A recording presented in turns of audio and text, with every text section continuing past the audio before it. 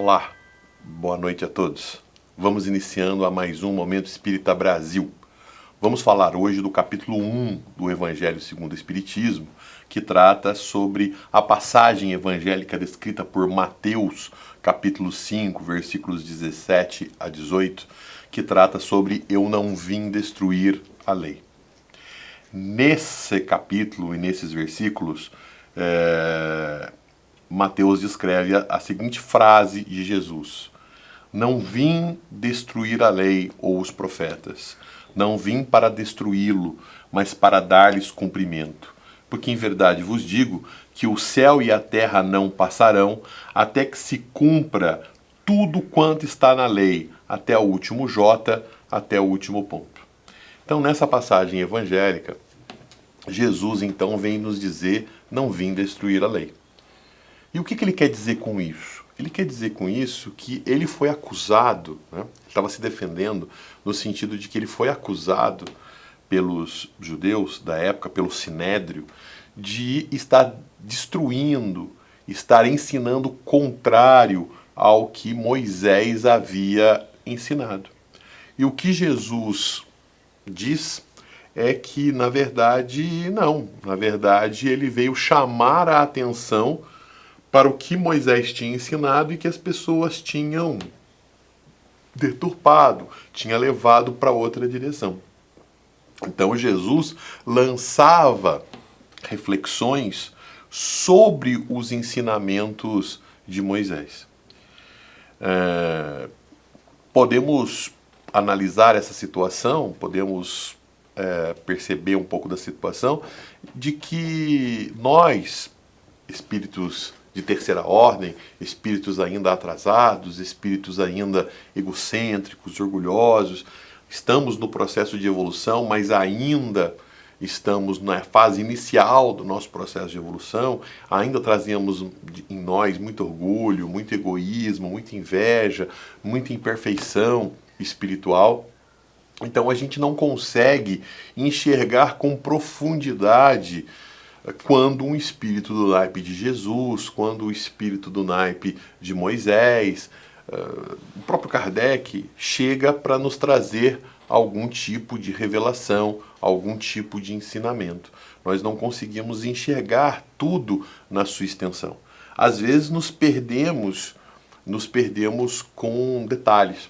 O próprio Cristo, mesmo aqueles que acreditam nele, mesmo aqueles que são cristãos, deixam de prestar atenção fundamental na sua mensagem para prestar atenção ou se deixar levar por questões menos importantes ou próprias de uma interpretação deformada, próprias de uma deformação incorreta dos ensinamentos do próprio Cristo.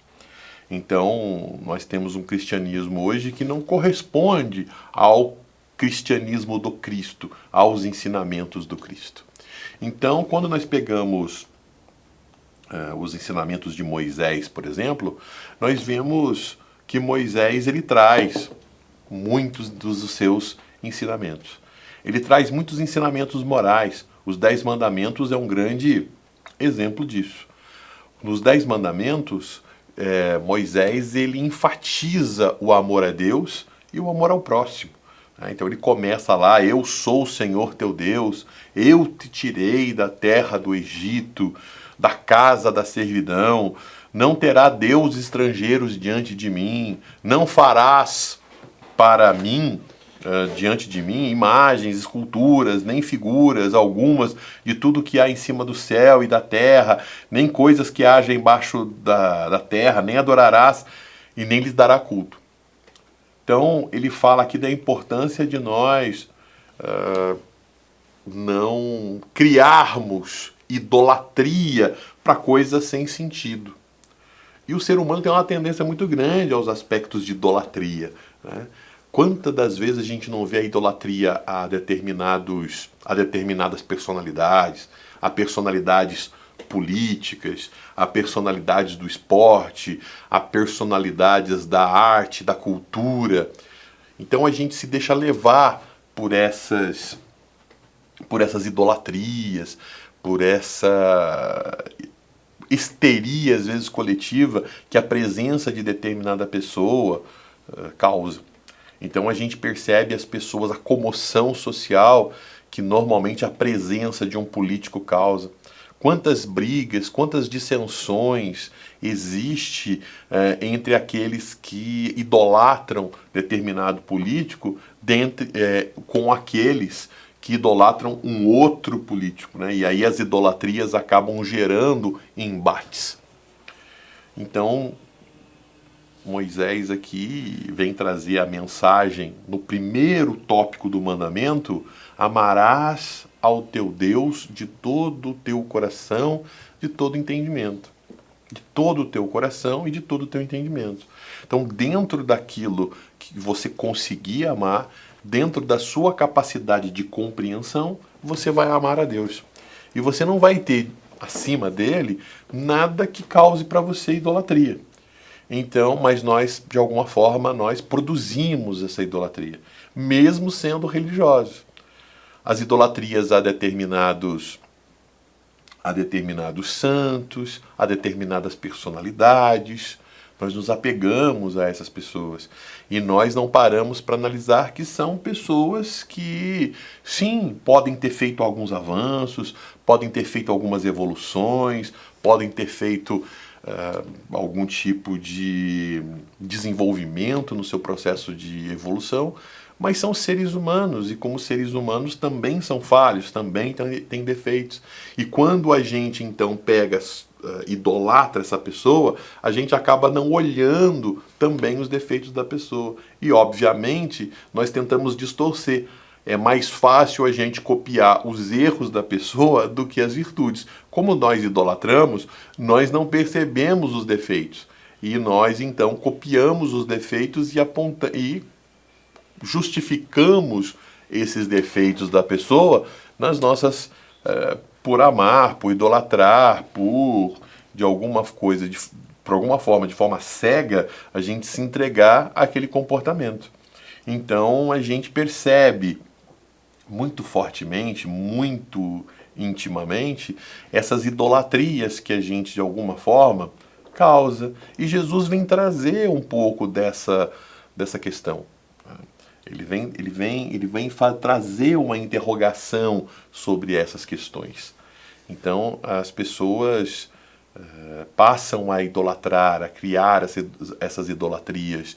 E não é assim que efetivamente funciona. Nós passamos, às vezes, a idolatrar a nossa própria personalidade em função do nosso egocentrismo, do nosso orgulho. E conforme a gente vai vivendo, conforme a gente vai realizando as nossas atividades, de repente a gente fica diante de nós mesmos.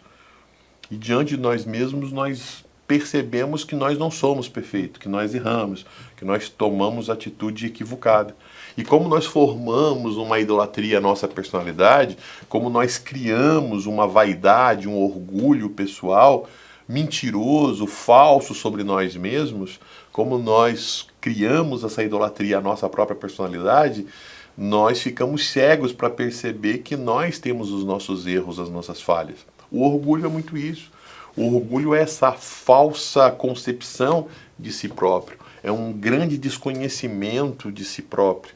Se nós fôssemos capazes de nos analisar, de nos conhecer de maneira muito profunda, a gente entenderia o tamanho, a intensidade dos nossos defeitos e a gente então procuraria se aperfeiçoar.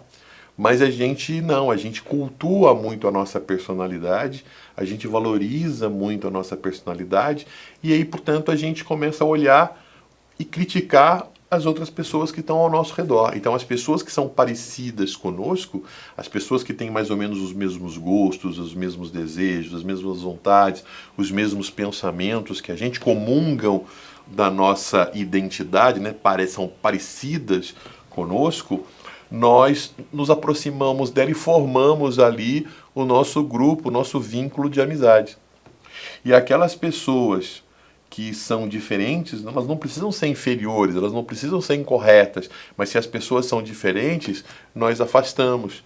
Nós, muitas das vezes, não só afastamos, como detestamos, como odiamos, E isso acaba criando o ódio ao diferente.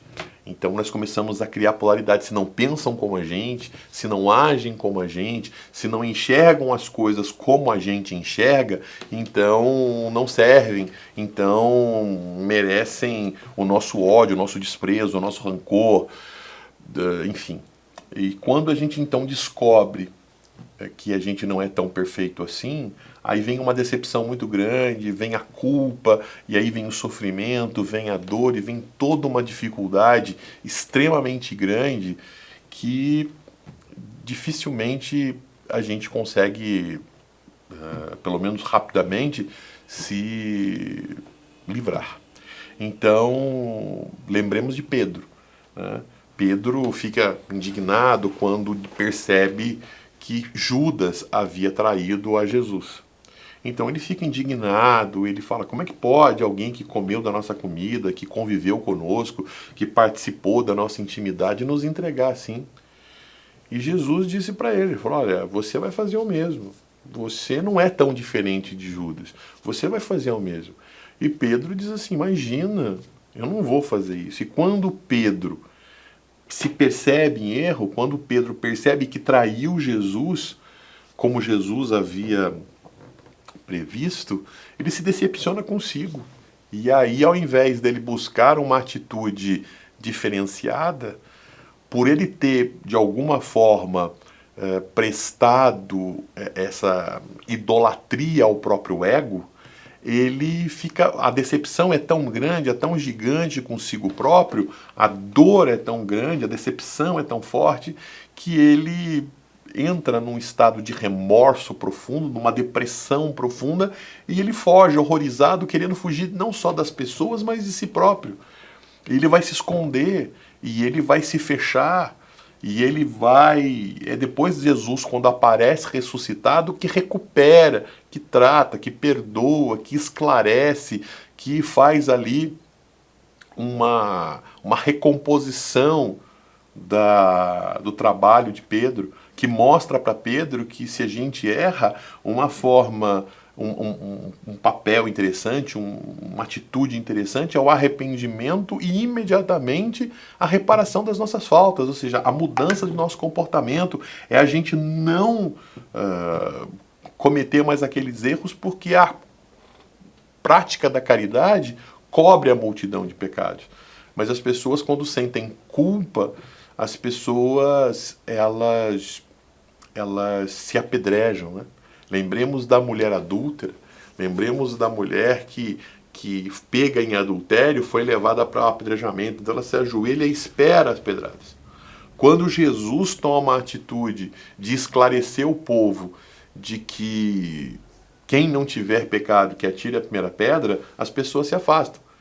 Mas a mulher adúltera, ela continua ali ajoelhada esperando as pedradas. Ela aguarda ainda a condenação, porque ela já se condenou. Ela quer a condenação externa, porque internamente essa condenação já foi feita. E Jesus, de maneira muito sábia, de maneira muito profunda, pergunta a ela, mulher, onde estão teus acusadores? Onde são os seus piores acusadores, se não o seu próprio interior, a sua própria consciência? Eu não te condeno, vá, não peques mais. Né? Então Jesus faz ali um convite a ela para não errar mais e fazer o bem e a partir dali continuar o seu processo de evolução, adotar uma atitude proativa, adotar uma atitude de consertar-se, de buscar e implementar no mundo os seus sonhos, as coisas boas e auxiliar as pessoas e contribuir para um mundo de paz, de tranquilidade e fazer a sua parte. A partir do momento em que eu não presto, então eu me encolho, eu me enfio debaixo da cama, eu fujo dos compromissos espirituais a mim confiados, então como é que eu vou evoluir? Então a Kardec vem nos dizer, vem reforçar uma ideia que Jesus já nos ensinava. Nós somos seres perfectíveis, nós somos seres, espíritos em evolução. E, portanto, nós não somos perfeitos, mas nós também não somos tão defeituosos. Nós já fizemos algumas conquistas, andamos alguma coisa.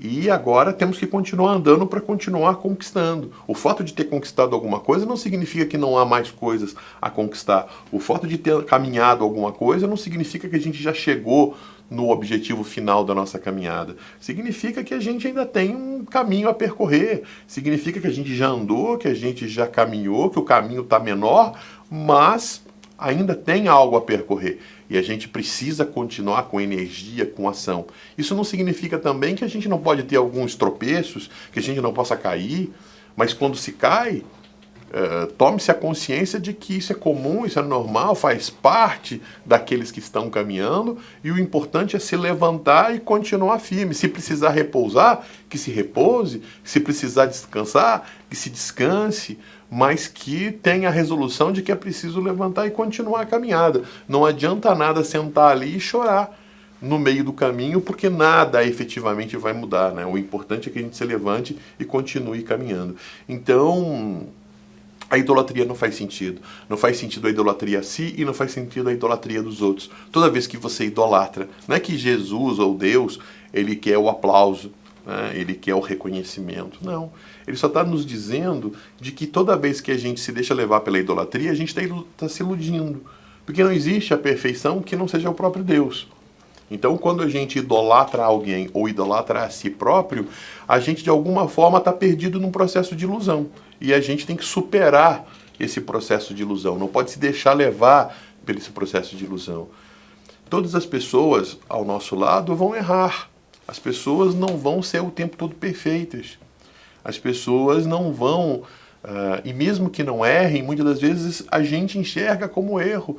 Porque muitas das vezes, por idolatrar as pessoas, nós criamos uma projeção dessa pessoa. Nós, muitas das vezes, ao invés de nos relacionarmos com as pessoas, nós criamos uma projeção, uma expectativa das pessoas em função dos nossos desejos, das nossas vontades. Então nós nos aproximamos daquela pessoa e nós fazemos uma ideia muito particular dessa pessoa, e nós, então, desejamos que a pessoa seja aquilo que a gente projetou, que a gente tem na nossa mente.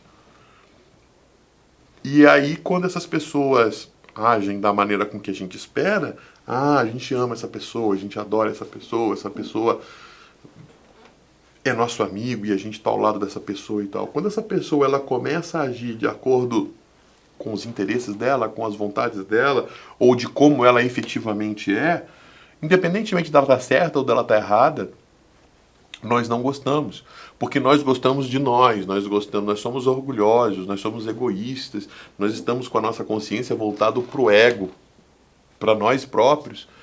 E, portanto, a gente só gosta daquilo que vem da gente, das coisas que a gente pensa, das coisas que a gente se identifica. Quando as pessoas agem de maneira diferente ou pensam de maneira diferente, independentemente da gente entender se essa pessoa está pensando certo, está sentindo certo, se é diferente da gente, a gente tem uma tendência natural de repelir, de não concordar, de discordar, e aí a gente diz que as pessoas decepcionaram a gente. Mas não é que as pessoas decepcionaram, as pessoas eram aquilo que sempre foram. A questão é que a gente projetou nessas pessoas algo que as pessoas não são. E aí, na verdade, se desfaz diante da gente aquela expectativa que a gente tinha da pessoa. A pessoa não era aquilo. Nós é que criamos toda aquela ilusão, toda aquela fantasia em torno da pessoa. E aí a gente se irrita, a gente fica inimiga da pessoa, e isso efetivamente não faz sentido. Então, é disso que Jesus está falando. É disso que ele está nos contando aqui, é disso que Moisés está falando. Não terás imagens, não terá deuses estrangeiros diante de mim. Né? Não farás para ti imagens, esculturas, nem figuras alguma de tudo o que há acima dos céus, o que há embaixo da terra, nem as coisas que haja nas águas debaixo de terra. Né? Não adorarás, nem lhes dará culto.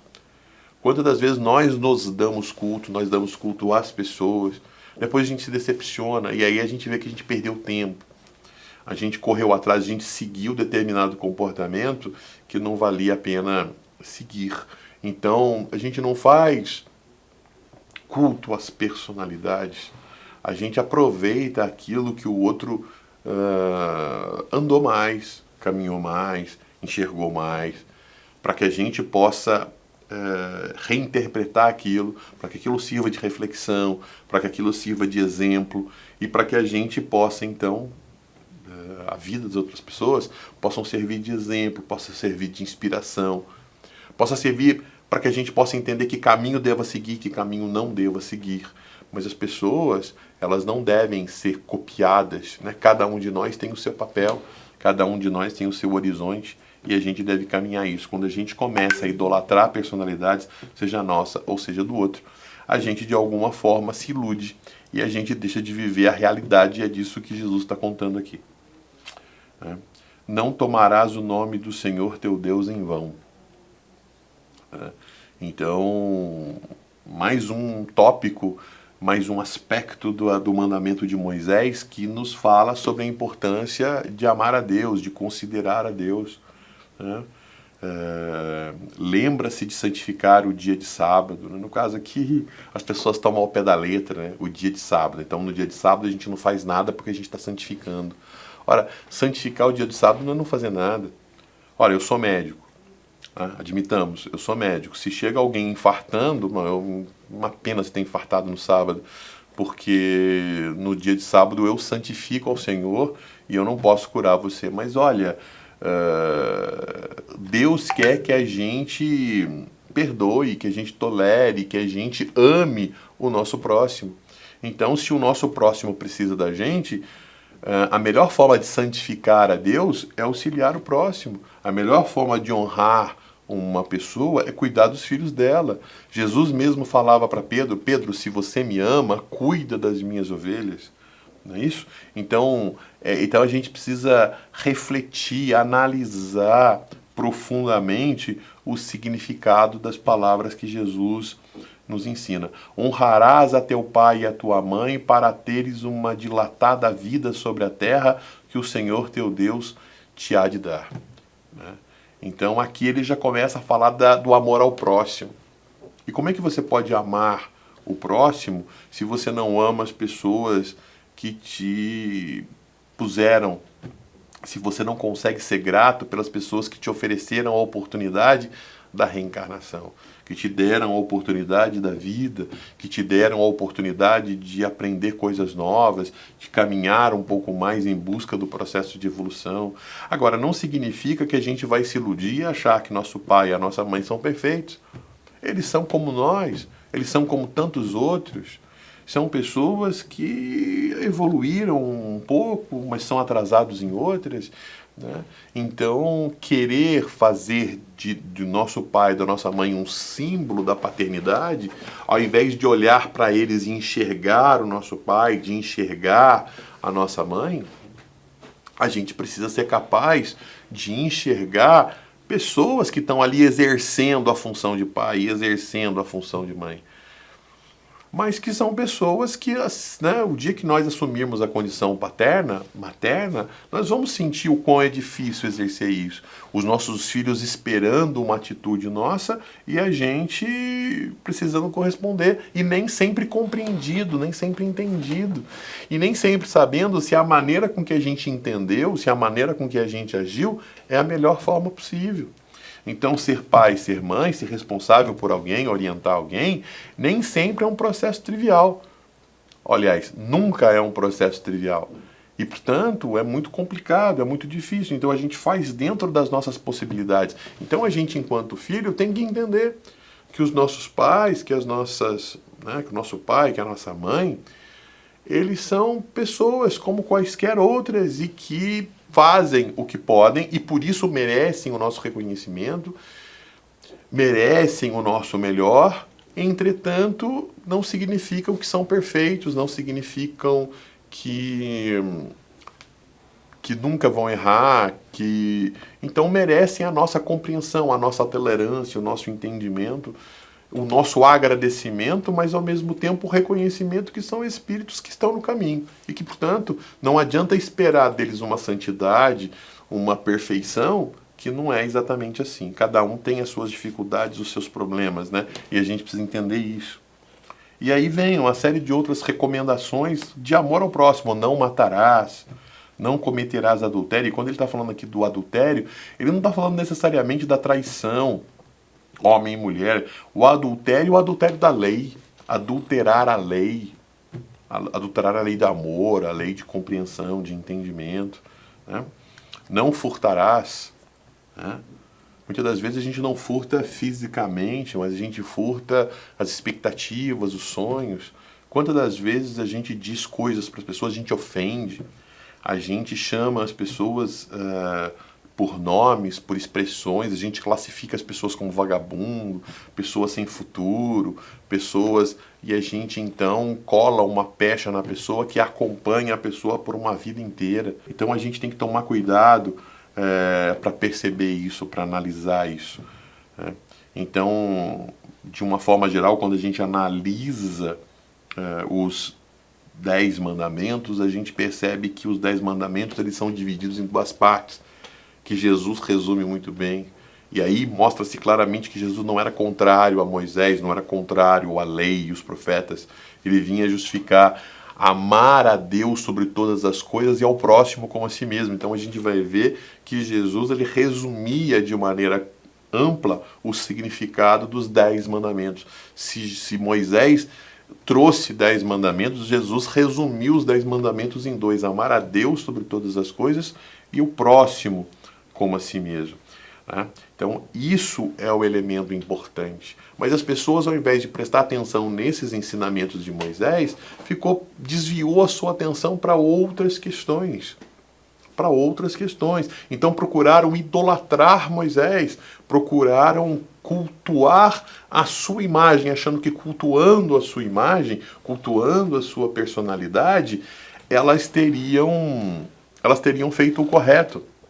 Então Moisés passou a ser o homem que abriu o mar. Olha, o Moisés falou de tantas coisas importantes sobre a nossa reformulação moral e as pessoas ficam prestando atenção no homem que abriu o mar.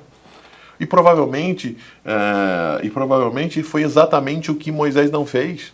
Abriu o mar. Olha, imagine o povo hebreu, um povo escravo, um povo que não saiu do deserto, um povo que estava ali circunscrito no Egito, prestando serviços ao povo egípcio e ao faraó. Um povo que não conhecia nada, muito pelo contrário, a não ser o serviço que realizavam. Era um povo de pouca cultura, de pouco conhecimento, de pouco entendimento. Tinham poucas noções, inclusive, de higiene. Inclusive. Então, um povo completamente despreparado. Se hoje, no século XXI, há pessoas que nunca viram o mar, há pessoas cujo sonho é ver o mar. Hoje as pessoas dificilmente não conhecem o mar porque tem a televisão, porque tem jornal, porque tem fotografia, porque tem internet. Então as pessoas têm fotografias, têm imagens. Então as pessoas não só fazem ideias, como têm uma percepção mais clara do que seja o mar. Mas existem pessoas que não viram, que não estão lá, que não conhecem, que não vivenciaram essa experiência. Hoje, no século XXI, num mundo muito mais fácil. Imagine naquela época, há mais 15 séculos antes de Cristo. Perfeito? Então, ou seja, 1500 anos antes de Cristo. É muita coisa. É muita coisa. É quase o tempo de Jesus para nós, é quase o tempo deles para Jesus. Então, ou seja, é muita coisa. Então perceba que se eles não sabiam não que era o mar, muito menos sabiam o que era maré. Maré. Como é que funciona a maré. Então hoje nas escolas, nas aulas de física, nas aulas de ciências, a gente aprende sobre as marés. Né? A gente aprende sobre tsunamis, mas naquela época não tinha. Moisés era um general. Moisés conhecia o faraó, ele foi criado com o faraó, ele foi preparado para ser um faraó, para ser um general do exército do Egito. Ele era um homem que conhecia estratégias. Ele estava conduzindo o povo e sabia que o faraó iria se irar e poderia lançar os seus exércitos contra o povo. E evidentemente que ele teria de ter uma zona de escape. Ele não levaria o povo para um lugar onde não teria escape. E ele teria de recorrer a Deus. Evidente que isso é uma realidade. Então, quando Moisés leva o povo para atravessar ali o mar naquele ponto, na verdade, Moisés, ele entendia muito claramente, muito especificamente, que que naquele horário, que naquele momento em que eles passariam ali, a maré seria baixa e ele poderia então passar. Quando a maré, quem já teve a oportunidade de ver o efeito da maré, você chega em determinados lugares, tá sem água, tá seco, tem areia, dá para você brincar. Depois de determinado horário, aquele lugar que estava seco tá tomado de água, né? Já encheu de água ali, porque a maré subiu. Então, se você deixar o carro ali, né, você pode até desavisadamente, se não conhece o lugar, parar o carro ali porque tá seco, porque o mar tá lá atrás. Mas a partir do momento em que a maré sobe, a água toma conta e inunda o seu carro ali, leva o seu carro se for o caso. Então, perceba que o povo, quando chegou aquele mar e viu aquela quantidade imensa de água, como é que elas podiam imaginar que de repente a água desapareceria dali? Se hoje ela já causa espanto, se a maré já causa espanto, imagina, se hoje ela causa espanto, imagina naquela época. Perfeito? Então não é possível. Então, para poder entender isso era muito complicado, era muito difícil. As pessoas não tinham inteligência para entender o efeito da maré, que tem a ver com a atração gravitacional da Lua e do Sol sobre a água, né, sobre a massa de água dos oceanos. Eles não conseguiriam entender isso. Então, o que Moisés disse? Olha, Deus vai abrir para a gente o caminho no mar. Daqui a pouco a água abaixa e nós vamos conseguir passar. Porque Deus vai abrir o caminho. E ele não mentiu, porque a maré é uma lei, é um efeito de uma lei, da lei da atração gravitacional. E se são leis universais, são leis criadas por Deus. Então Deus baixaria sim a água, quer dizer, é a lei da natureza. Né? Mas as pessoas mitificaram o significado disso. E falaram, Moisés então, reduziram Moisés então, não a um reformador moral, não um revelador moral, mas alguém que veio ser um grande mágico. Né? Reduziram Moisés a um grande mágico e perderam, não prestaram atenção no significado moral, na notícia moral, na reformulação, no convite que Deus nos fazia por meio de Moisés para que a gente refizesse a aliança com ele, né? Para que se estabelecesse uma religião, religar, né? Religião do latim religare, religar criatura ao Criador. E aí vem o Cristo, né? O Cristo que também foi mal interpretado e por isso foi para a cruz. Mas o que Jesus veio fazer? Ele não veio desdizer Moisés, ele veio reforçar os ensinos de Moisés, que as pessoas, de alguma forma, mudavam, que as pessoas perderam, porque olhavam em Moisés um grande mágico, um grande mago, porque idolatravam a personalidade de Moisés e perdiam o significado dos ensinamentos que ele efetivamente trazia. Deixaram de prestar atenção no fundamental, na essência do seu próprio ensinamento. E nós estamos fazendo a mesma coisa com o Cristo. Né? Nós ficamos prestando atenção nos milagres que ele fez, nós ficamos prestando atenção nas palavras que fundamentam dogmas para que a gente dê valor para essa ou para aquela religião, para que a gente diga, não, essa religião nossa é melhor do que aquela, para que a gente discuta que a nossa religião é melhor do que a religião dos outros. Mas, na verdade, nenhuma das religiões questionam o ensino moral de Jesus. E, portanto, independentemente das questões flutuantes, fiquemos no ensino moral. Perceba que Jesus fez o máximo para que a gente não ficasse cultuando a sua personalidade. Jesus não escreveu sobre ele. Jesus fez questão de que o seu corpo desaparecesse, não fosse descoberto por ninguém. Jesus fez um efeito muito grande para que não se prestasse homenagens à sua personalidade. Ele fez questão de separar o seu nome Jesus da sua missão, que era ser Cristo. Né? Jesus era o homem, o espírito superior que encarnou como homem para nos trazer informações e viveu a sua vida. Cristo era a missão que Jesus assumiu, que era de ser o quê? De ser o ungido, de ser o escolhido, um indivíduo com condições para trazer os ensinamentos de Deus, para reafirmar a aliança com Deus, né, do homem com Deus, que Moisés já havia iniciado. Então, e as pessoas não foram capazes de compreender esse papel. E Jesus procurou separar aspectos da sua personalidade com os aspectos do Cristo. E foi Jesus que enunciou os ensinamentos mais belos e que refletem até hoje, e que até hoje nenhuma personalidade, nenhuma filosofia, nenhum conhecimento científico foi capaz de superar. Os chamados sermão, né, o sermão da montanha, quando ele nos fala, quando ele nos ensina e nos exemplifica através de ações e atitudes o amor a Deus e o amor ao próximo. Então, e a gente fica prestando atenção que ele curou, ele não curou, que ele realizou, ele fez milagre ou ele não fez milagre. Ah, ele falou tal coisa, então é assim, não é desse jeito, então nós temos que ser assim, nós temos que ser assim. Não, ele falou de amar ao próximo, ele falou de tolerar ao próximo, ele falou de honrar pai e mãe, ele falou de tantas outras coisas que nós deixamos de lado. Apesar de muitas das vezes dizer que amamos o Cristo, a pergunta fundamental é se a gente não tem metido os pés pelas mãos, se a gente não tem deixado de prestar atenção.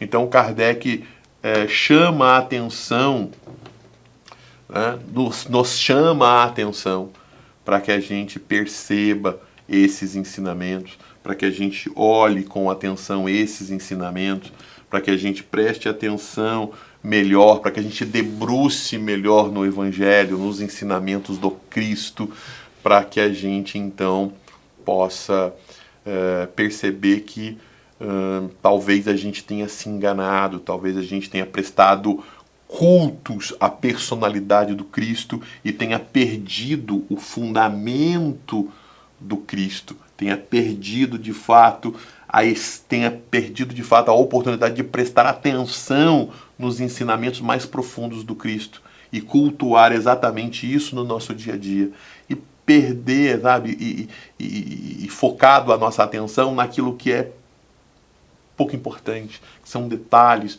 da vida dele que servia para aquela época, que não serve para hoje, mas existem ensinamentos que são eternos, que valem a pena e que a gente precisa ser considerado, que a gente precisa levar em conta para que a gente busque de fato o nosso estado de felicidade. Então, eu gostaria de agradecer a vocês, gostaria de agradecer pela atenção, né, que tiveram nesse tempo aí conosco para estudar o Evangelho. Espero que tenham gostado, espero que tenha sido útil a todos essa análise do capítulo 1 do Evangelho segundo o Espiritismo, e eu aguardo vocês no próximo programa Momento Espírita Brasil. Até lá.